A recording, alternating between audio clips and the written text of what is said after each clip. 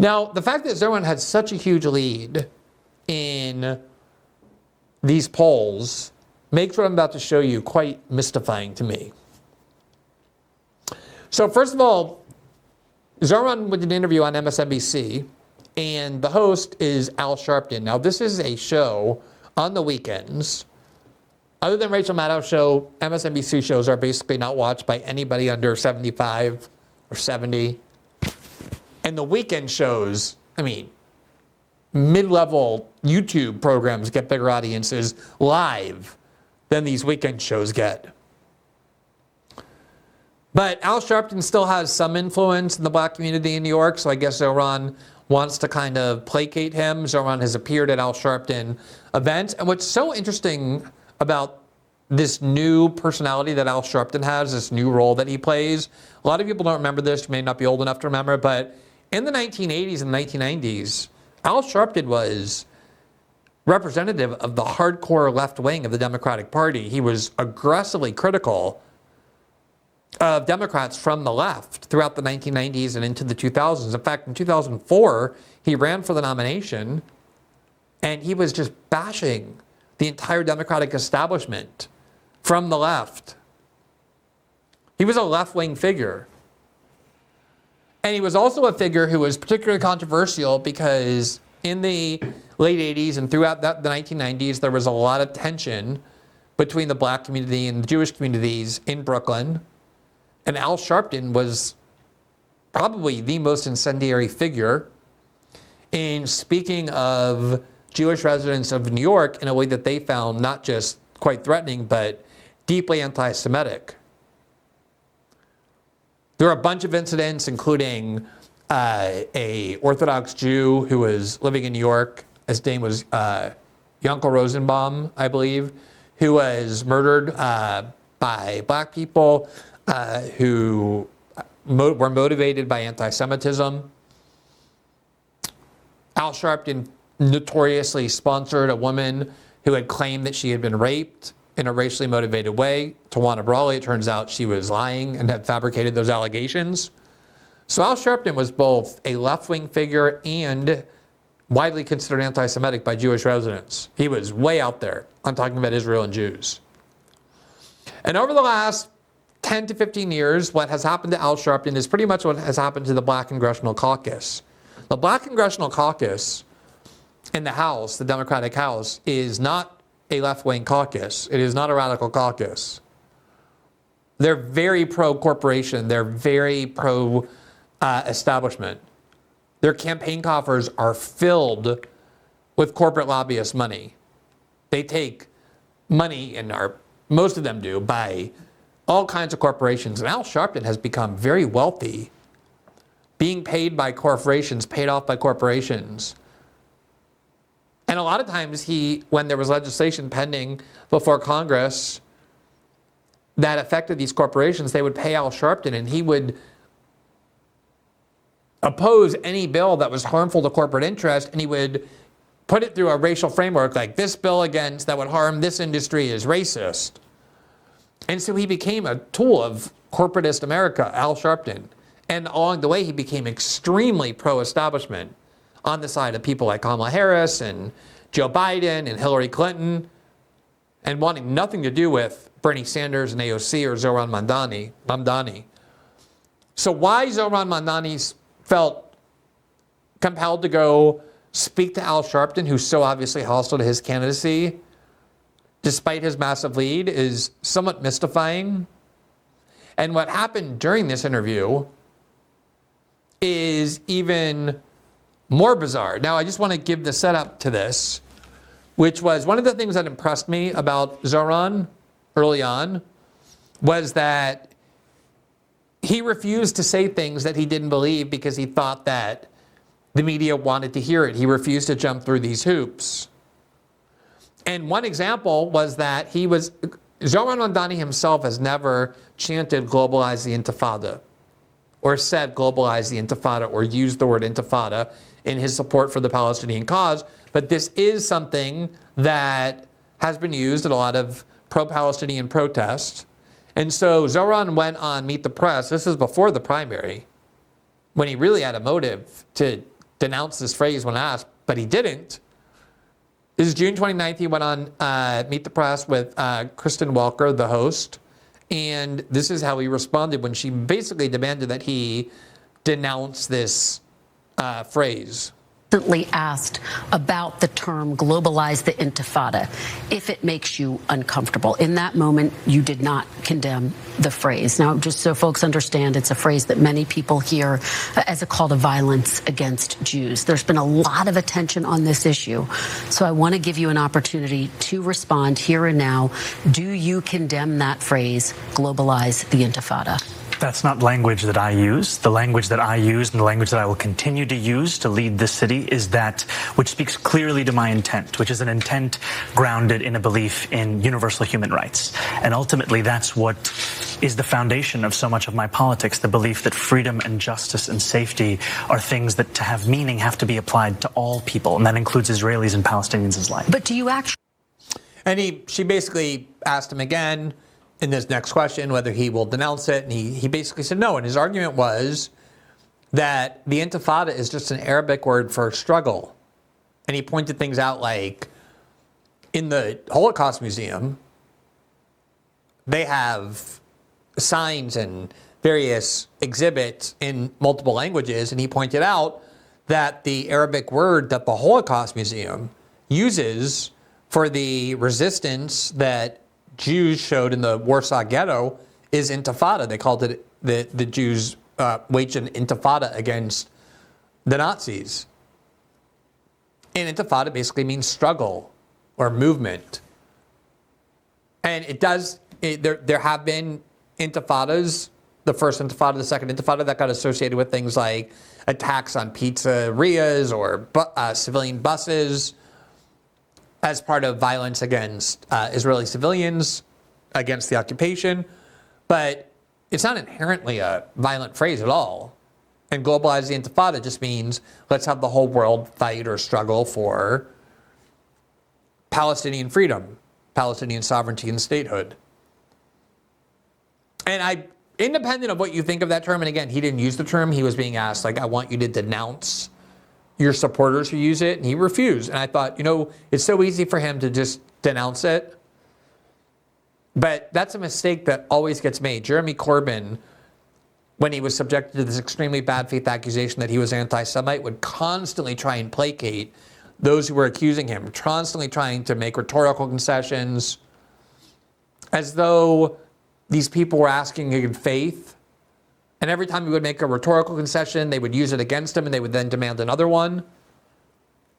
And he was just a very weak candidate, weak politician that way. He just kind of craves being liked, or at least craves being perceived as somebody who wants to unify and not alienate.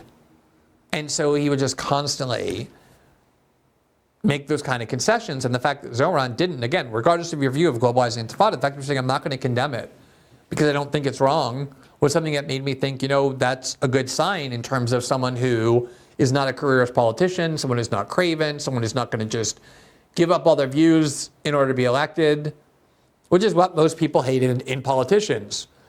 But Zoran went on Al Sharpton's show, and part of Al Sharpton's new incarnation is that he's a supporter of Israel, deeply concerned about anti-Semitism. Al Sharpton is deeply concerned, very, very sensitive to the sensibilities of Jewish people, very concerned about language that might upset Jewish people. This is Al Sharpton's new, it even in appearance, he used to be quite overweight, almost obese. He would walk around in tracksuits with big gold medallions around his neck. Now he's traded it for this slim body and these tailored suits and this MSNBC corporate news job. But also all of his politics have completely shifted. So here he is spending about 2 minutes, or just like a big preface, talking about how important it is that you not hurt the feelings of Jewish people and the things you say. And he demands that Zoran denounce the term globalize the intifada. And this is what Zoran said. Through the years, said and been involved in things that I've later said was misunderstood, and some things that I regretted. Mrs. Coretta Scott King told me, you got to watch language, you got to watch what you say. Now, let's talk about anti-Semitism. New York City is the home of the largest Jewish population outside of Israel. The mayor must build a relationship, whoever the mayor becomes, trust in all communities of the city. The term globalize the intifada. Okay, I can't tell you how unbelievable it is to watch Al Sharpton pose as the defender of the concerns of Israel, or Israel supporters and the Jewish people. You know, I lived in New York in the 1990s. I went to law school in the 1990s. I lived throughout the 1990s in New York and into the 2000s. And, you know, it'd be like if Trump, you know, like 5 years from now became the leading proponent of restorative justice and denounced the excesses of the prison state and said we need fewer police, we punish criminals too harshly. I mean, it would be as remarkable as that. And Al Sharpton is so deeply concerned about the phrase globalize the intifada, even though he has no idea what it means and cannot pronounce it. I think he tried like 7 times and finally just gave up and just started spitting out some word, that phrase that sounded kind of remotely like it. I mean, if you're really that deeply concerned about the term globalize the intifada and you want to ask, pretty much demand, that the leading candidate for mayor of New York City denounce the phrase, shouldn't you at least learn how to pronounce it before you do that? But in any event, let's just play this part. Whoever the mayor becomes, trust in all communities of the city. The term globalize the intifada has become a flashpoint for Jewish New Yorkers who say they're concerned about how your views on the Israeli-Gaza conflict will influence how you govern the city. You said on Meet the Press in July, that's not language you would use, but you don't want to police the speech of others. But we both know words matter. The Department of Defense means something different than the Department of War. I've experienced this throughout my own civil rights career, and I've had to correct myself to deal with what people receive may not be what I meant. And words have consequences, and sometimes we need to examine our own positions to build unity. Has your personal views on the phrase of global intifada changed since you've been running for mayor? Do you understand those that see it in a more threatening way than saying, I'm just not going to police other people's language? You know, one of the amazing things about that, aside from the fact it was such a long, it wasn't even a question, it was like a statement. Al Sharpton was rising as the spokesperson for the views of Jewish residents of New York. Remember, a plurality of Jewish voters support Zoran Mamdani, but Al Sharpton's their spokesman, and he's saying, look, the Jewish voters in New York City are deeply upset by this. I don't know if you've ever seen Al Sharpton speak on his show without a teleprompter, when he's not reading from a teleprompter, when he's speaking extemporaneously, but he can barely get out a coherent sentence. This whole thing was written. He was reading it from the teleprompter. That's the only reason why it was even coherent. And even when he's looking at the word intifada, the centerpiece of his concern, he still can't pronounce the term. Like, he can't even read it from the teleprompter. He has no idea what any of this means. I don't know who wrote this for him or told him to demand that Zoran denounce this term, a term that he's repeatedly refused to denounce. But maybe Al Sharpton wrote it himself. Maybe. But anyway, he read it from the teleprompter. That's why it took so long. That's why it was so relatively coherent, even though he couldn't read the word from the teleprompter, intifada. He tried, though, A for effort. And here's what Zoran's answer is. Since you've been running for mayor, do you understand those that see it in a more threatening way than saying, I'm just not going to police other people's language? Yes, they have. And you know, when we won the primary election, I said on that stage that I know that millions of New Yorkers care deeply about what happens in Israel and Palestine, and I'm one of those New Yorkers. And I commit to reaching even further to understand disagreement, to wrestle with the complexities of those differing viewpoints. Because what this city deserves is a mayor that looks not only to represent the close to 600,000 New Yorkers that voted for me, but rather the 8.5 million people that call this city home. And in the meetings that I have had since that moment, I've met with Jewish elected officials, with rabbis, with community leaders, and there was one rabbi that spoke to me about how that phrase, for her, brought back memories of bus bombings in Haifa, of restaurant attacks in Jerusalem. And I knew that from what she was sharing with me that she had a fear, as she said, that could come home to New York City. And so in having that conversation with her, I knew that the gap between the intent that I have heard some New Yorkers share with the use of that language of calling for the end of the Israeli occupation of Palestinian land was disconnected from the impact it was having in that same conversation I was having with that rabbi. And so I have said, after having that conversation, that this is language I would discourage. So that's the reversal. Now he's not only saying this isn't language that I would use, but he's saying I discourage this phrase. I'm opposed to the use of this phrase. I mean, it is kind of bizarre that while the Israelis are destroying all of Gaza, carrying out what genocide experts around the world and human rights organizations and many governments recognize as a genocide, here he is saying, I want to police the way people opposed to Israeli aggression express themselves because it might offend the sensibilities of people who support Israel. You can make exactly that argument for the term free Palestine or from the river to the sea. Palestinians will be free. These are also phrases that Jewish supporters of Israel claim frightens them, offends their sensibilities. So is that next? Because if this is going to be the pattern, the minute there's a little bit too much political pressure, I have to please Al Sharpton, I'm going to reverse what I have insisted was my bedrock belief. Now, look, I'm not opposed to politicians who really do go talk to people and have a change of heart.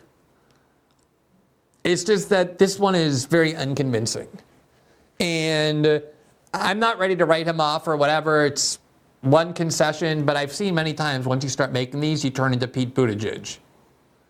And you basically are just a very scripted, articulate, but vacant and vapid politician. I've seen, my husband was a politician, elected official. I've seen how these compromises work up close. People who get there and they're ready to, fight for things, fight for the people who elected them. And then there's suddenly all kinds of temptations to have this advancement, to have this support, to have this prize and award, and all you have to do is kind of sacrifice one thing. And you tell yourself, well, I'm just compromising for the good of the world so I can get into power, so I can do more. And then before you know it, those compromises become the way that you function, because that is a rationale that just justifies any number of abandonment of all sorts of issues.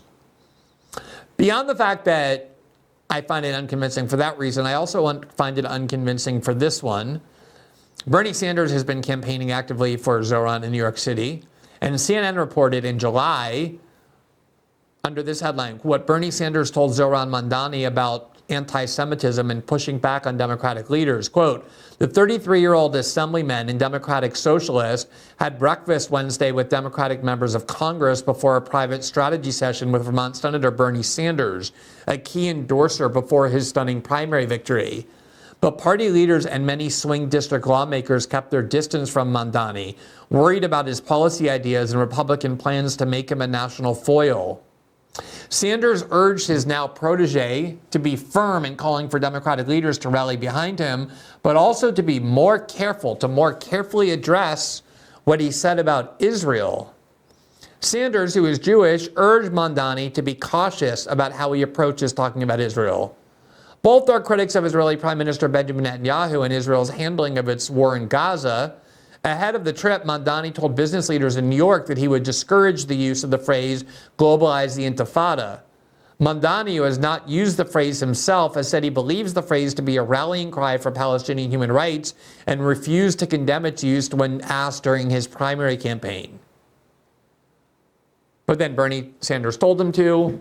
He went to meet the press. Al Sharpton all but demanded it with this written, prepared speech about the sensibilities of Jewish voters? Now he's like, yes, actually I have changed my mind. Spoke with a rabbi. She told me she hates the phrase. So now I don't think we should use it. There were a lot of reactions from people who are Zoran supporters. And I think they make some compelling arguments. You don't have to agree with them or not, but this is reflective of the kind of concern that this sort of retreat provokes in a lot of political leaders, not just Zoran. Here's Mohammed El-Kurd, who responded this way. Zoran, I have told you this on the phone, in person, and I will reiterate it publicly. What you think of the phrase globalize the Intifada, our beautiful uprising against occupation, is irrelevant. What matters is that it's a slogan adopted by a movement that is partly responsible for your success, and you mustn't throw them under the bus. We are facing unprecedented levels of state repression and institutional censorship. Both our political organizing and speech are criminalized, and we are confronting genocide, for God's sake. That you choose to elevate or to continue elevating Jewish feelings over the lives of Palestinians, over the fact of genocide, is nothing more than punching down on those who have helped to elevate you. And not to mention, it is a bad electoral strategy, considering you are quite literally winning and need not bow down to Zionist pressure. The tens of thousands of volunteers who have canvassed for you in the scorching hot sun, they are not to be taken for granted. Their support isn't unconditional. Remember that. So I can see both arguments for sure. I can see this argument that says you're winning. You don't need to make these kind of concessions. You don't need to start appearing to be a politician who has no fixed convictions, who's willing to abandon supporters, who's willing to reverse positions the minute it seems politically advantageous for your career to do so. I can also see the argument that says, oh, he needs to be a little practical. He wants to win. We want him to win. And if this is one of the things weighing him down, then why not just make a concession and a gesture to these group of people who may vote for him, whose concerns they feel are being ignored. But when someone has a 25-point lead and has the support of a large plurality of Jewish voters already, it is a troubling sign that you talk to Bernie Sanders in secret. He's like, yeah, you need to be more careful about how you talk about Israel. And Al Sharpton gives him a lecture on the need to avoid offending the sensibilities of Jewish people. And he's like, you're absolutely right. I've changed my mind on this. Because try to imagine Trump doing that. When has Trump done that? And I say that only to say that I believe one of the major superpowers of Trump politically is that people sense his authenticity. It doesn't mean he's always being authentic. He never is deceitful. He quite often is. But he seems like he's presenting himself as the kind of person that people perceive he really is. And I think for the most part that is true. And people crave that because they don't want to feel deceived. And much more than agreement on every issue, I think people want to know that this person that is proposing to lead them, who are asking for their votes, is someone who's not just a political careerist. And that was one of the things that I think was Zoran's strength, and that's what I praised him for on this very issue. It is so much easier, of course, politically, to say, not just, I don't use the phrase globalize the Intifada, but that's a phrase that I would discourage others to use. And the same thing for Free Palestine and From the River to the Sea. Just throw it all overboard. But he didn't. And I think people see that, okay, the media is demanding that. A lot of Democratic establishment members are demanding that. But you're not there to please the Democratic Party establishment. You're not there to jump through the hoops the media sets up for you. You're there to tell voters what you really believe and think. And while they may not always agree with you, they can trust that what you're telling them is what you actually think. And then when he starts doing things like this, like I said, he starts to look like Pete Buttigieg. Now, I'm not willing to declare the whole Zoran effort a failure or worthless or purposeless for this one incident, but I do think it's very troubling. I could never imagine doing that myself. Maybe that's why I don't run for political office and have no need to. But I would think that a lot of people who run for political office, especially seeing that it's politically advantageous to be authentic, would have the courage of their convictions and wouldn't just abandon them the minute some people you think you need decide that you should. And that's, at least in this case, what he did. There's no denying that. And I think it's a troubling sign, even if it's not yet a dispositive one. Thanks for watching this clip from System Update, our live show that airs every Monday through Friday at 7 p.m. Eastern, exclusively on Rumble. You can catch the full nightly shows live or view the backlog of episodes for free on our Rumble page. You can also find full episodes the morning after they air across all major podcasting platforms, including Spotify and Apple. All the information you need is linked below. We hope to see you there.